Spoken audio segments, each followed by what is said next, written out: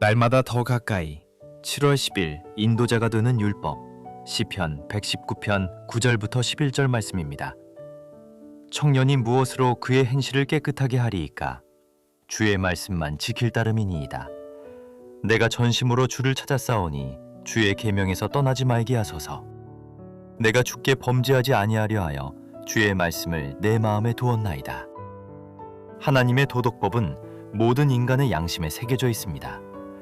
그러나 종교개혁자들이 율법의 올바른 기능에 대해 논할 때 그들의 주된 관심사는 성경의 모세율법에 기록된 문서화된 도덕법이었습니다.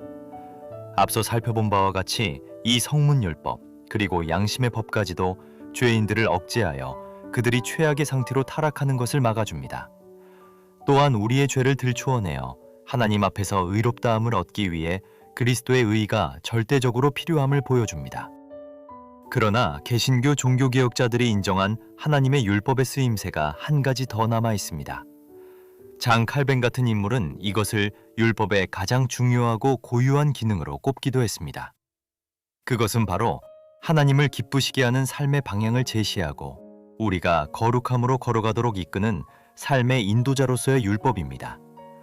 수많은 성경 구절이 도덕법의 이러한 인도적 기능을 가르치고 있습니다. 예를 들어 오늘 본문은 우리가 죄를 짓지 않고 하나님을 기쁘시게 해드리는 비결이 하나님의 법을 우리 마음에 쌓아두는 것이라고 말씀합니다. 주님께 범죄하지 않으려면 무엇이 하나님을 기쁘시게 하고 무엇이 그분을 슬프시게 하는지 알아야 합니다. 그리고 그것을 아는 유일한 방법은 하나님의 율법을 우리 존재 자체의 일부가 될 정도로 철저히 귀하게 여기고 익히는 것입니다. 개인의 정체성과 모든 행동의 핵심인 마음이 하나님의 법에 통제받아야 한다는 뜻입니다. 마태복음 5장 17절부터 20절 같은 본문 역시 도덕법의 지속적인 영적 지침이 왜 필요한지 가르쳐줍니다. 예수님께서는 천지가 없어지기 전에는 하나님의 율법의 1.1획도 결코 없어지지 않고 다 이루어질 것이라고 말씀하셨습니다. 그리스도의 구속사역은 그분이 다시 오셔서 우리가 죄짓지 않는 영광스러운 몸으로 부활할 때 비로소 완전히 완성될 것이기 때문에 도덕법은 아직 그 최종적 임무를 다 마친 것이 아닙니다. 도덕법은 궁극적으로 하나님께 순종하는 것이 우리의 숨쉬는 것처럼 자연스러워질 새하늘과 새 땅을 가리키고 있습니다. 따라서 죄가 여전히 우리 안에 도사리고 있고 우리가 하나님의 기준에 미치지 못하는 이 땅의 삶 동안에는 우리를 이끌어줄 도덕법의 지침이 반드시 필요합니다.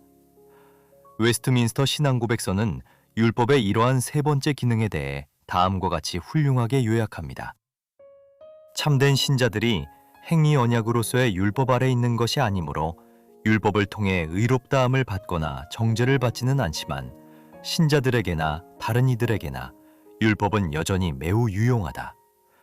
즉 삶의 규칙으로서 하나님의 뜻과 신자가 마땅히 행할 의무를 알려주기 때문이다.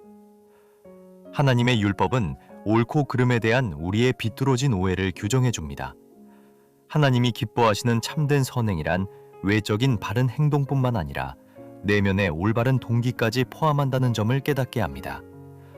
또한 우리가 중요한 결정을 내려야 할 때 걸어가야 할 바른 길을 분별하도록 돕습니다.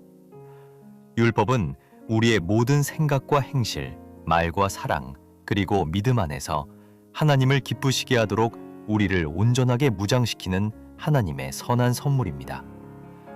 하나님 앞에서 살아가는 나의 삶을 묵상해 봅니다. 우리는 하나님의 율법을 지키려는 노력으로 의롭다함을 받는 것이 아닙니다. 그러나 구원받은 신자는 하나님의 성령이 주시는 권능을 힘입어 그 율법을 따르고 순종함으로써 성화의 걸음을 걸어갑니다. 하나님의 법은 우리가 어떻게 해야 그분을 기쁘시게 할 수 있는지 가르쳐주는 복된 선물입니다.